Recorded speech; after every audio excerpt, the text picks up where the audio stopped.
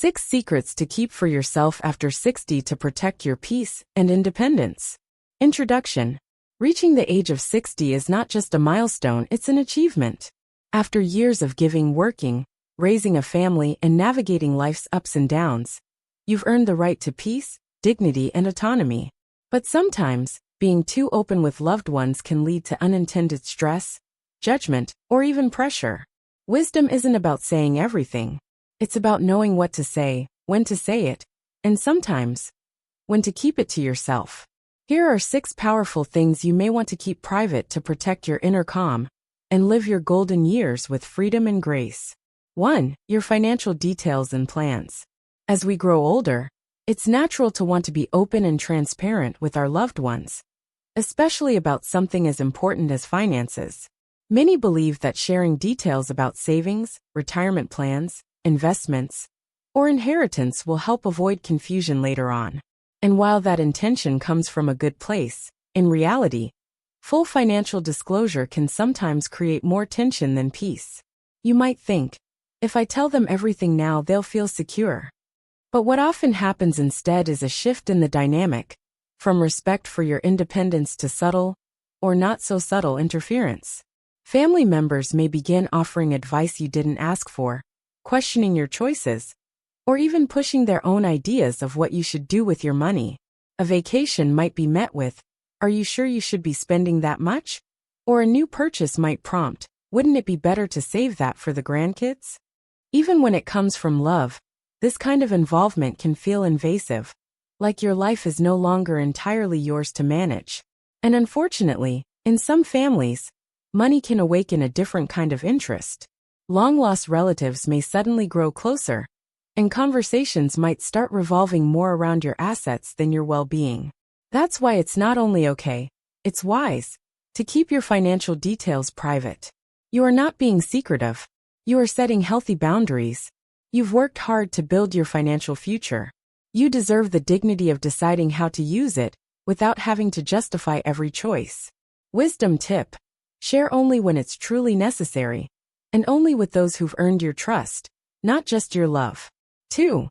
Minor health complaints that don't affect daily life.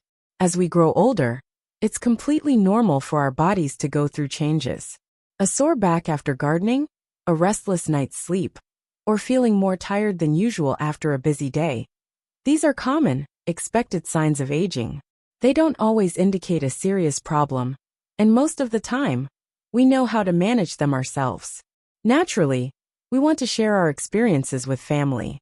We believe that by talking about these small discomforts, we're simply being open or connecting with our loved ones. But what often happens is that these small conversations get magnified into big concerns.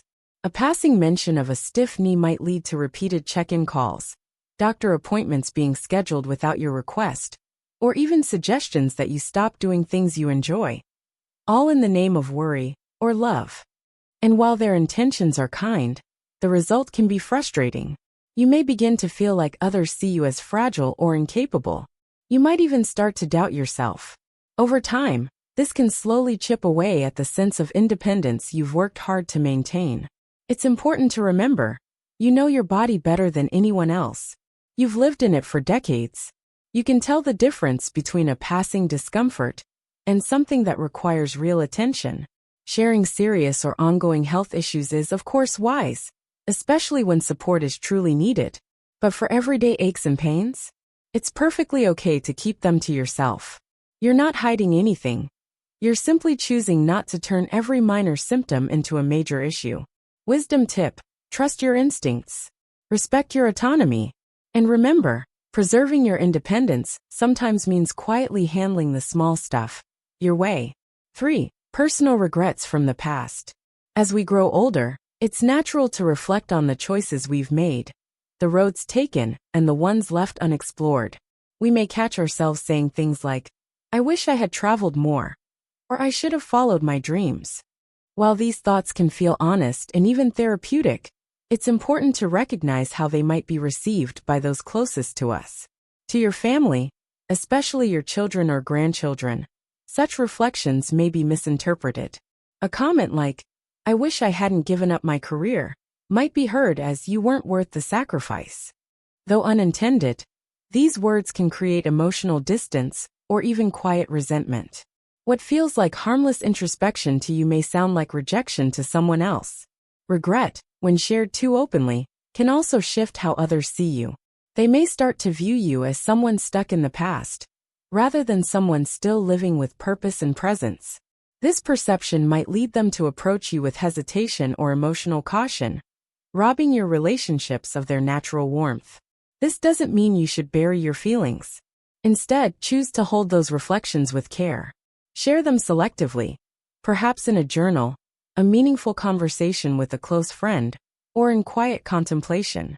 More importantly, try to reframe your story with wisdom and gratitude. Say things like, "I've learned a lot along the way," or "Every step has brought me here, and I'm still growing." Wisdom tip: regret doesn't define you. Your journey, with all its turns, is still meaningful, and it's never too late to find peace in how far you've come. 4. Your honest opinions on family conflicts. Family disagreements are inevitable. They can arise over money, parenting, old misunderstandings, or simply different personalities. And as someone older, wiser, and more experienced, you may feel naturally inclined to step in, mediate, or offer a word of advice.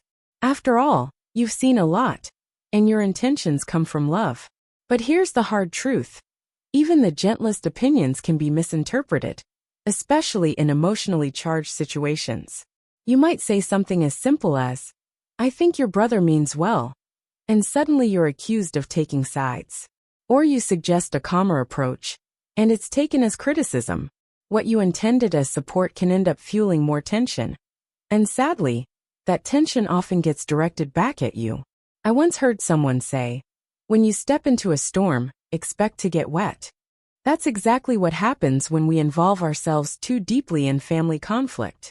Even with the best intentions, you can become the target of resentment or blame. So what can you do instead? Stay neutral. Be a calm presence. Sometimes the kindest, wisest thing you can do is simply listen and say, "I trust you'll find a way through this." Being silent doesn't mean you don't care.